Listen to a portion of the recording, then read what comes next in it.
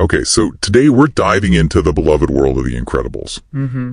But we're putting its narrative under a bit of a microscope. All right. Looking specifically at how it handles, well, negative fates. Yeah. The contrast between secondary female and male characters. Yeah, that's the core of it. Because, these films get a lot of praise for progressive leads, Elastigirl, Violet. They do, and deservedly so in many ways. But we're focusing on the peripheral characters. Yeah. And this idea of cinematic weight. Right, like how much does their death or downfall actually matter in the story? How much space does it take up? What function does it serve? Exactly. And your analysis suggests something interesting. Well, the main finding is, while the Parr family feels pretty progressive, the way the narrative treats these other characters, it's different. How so? Secondary female deaths tend to fall into two camps. Either they're sort of statistical casualties, just adding to the body count. Okay. Or it's classic fridging. You know that term. Yeah, where a character, usually female, gets hurt or killed mainly to, give the hero some angst or motivation. Exactly that. It serves the main character's arc, not their own. Okay, let's unpack that with some examples. The analysis highlights Stratagale and Gazerbeam. Yes, these two are really striking. So Stratagale, female super, died, tragically. Kate caught in a jet turbine. Horrible. Awful way to go. After saving people, too. But then, get this, her entire violent death becomes the setup for Edna Mode's No Case speech. Right. It's fundamentally repurposed. It's darkly comedic, sure.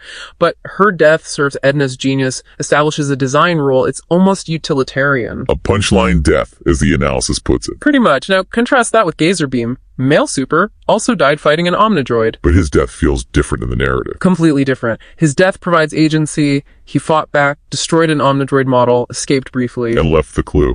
The skeleton in the cave. Yes. And crucially, the Chronos password etched on the wall that directly helps Mr. Incredible moves the plot forward in a concrete way. So, he's a detective death. His end is a mystery to be solved, driving the hero's quest. You got it.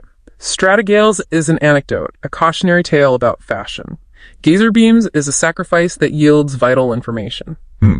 That's a stark contrast. But couldn't you argue Stratagale's death had a bigger world impact? I mean, no capes for anyone. You could, but it's about the narrative respect, isn't it? Gazerbeam's end is treated as a discovery, a moment of understanding his sacrifice. Stratagale's is, presented as a lesson learned by someone else. Okay. And this isn't just those two. The Chronos database showed more. Yeah, looking at Syndrome's files, there's a pattern. Female supers like Psychwave, often terminated very early, round 1. Psychwave. She had mental powers, right? Telekinesis. Exactly. Complex powers. But her threat rating in the database, the lowest known, just 1.6. 1.6. That's tiny. What's the scale? Seems to be 1 to 5, maybe higher, but 1.6 is negligible compared to others. It suggests non-physical powers, often given to female characters in these kinds of stories, were just devalued by Syndrome's tech-focused approach. So, minimized. Less threat, less narrative weight, even before death. Seems that way. It fits the pattern. Secondary female characters' fates, often facilitating someone else's story or proving a point. All right, so if that's how secondary character deaths play out, what about the villains? How does the narrative deliver punishment there? Is that gendered too? It appears so. If we connect this, the male villains face, absolute finality. Think about Syndrome, Buddy Pine. Oh yeah, suck into the jet turbine. By his own cape. Immediate, visceral, fatal, no ambiguity. It's quite graphic, actually. And it's the same way Stratagale died, essentially. Yeah. He broke the rules, she died, proving the symmetry is brutal. It is. Now compare that to the major female antagonists. Evelyn Dever, screenslaver in the second film. Right. Elastigirl defeats her, but then actively saves her from falling off the plane. Exactly. Saved, then arrested. Bureaucratic consequences, legal system stuff, not, annihilation. And Mirage. From the first film. She was complicit in all those super deaths. Deeply complicit. But what happens to her? She helps Bob escape then. She just disappears, flees the island, no definitive consequence shown at all.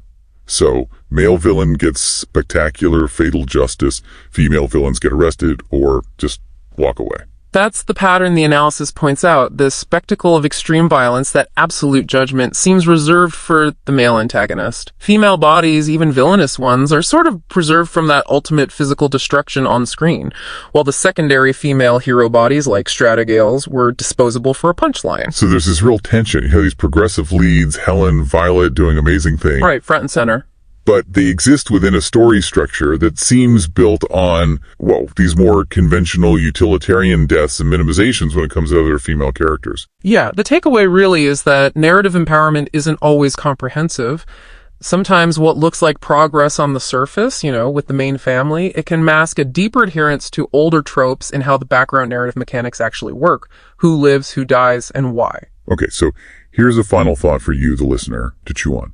Considering Incredibles 2 and its themes, does Evelyn Dever surviving and Mirage's ambiguity, does that signal maybe a shift towards less fatal consequences overall in these kinds of movies? Or is it just confirming that this specific kind of final physical retribution, that really spectacular destruction, maybe that remains gendered, even in modern family cinema? Something to think about.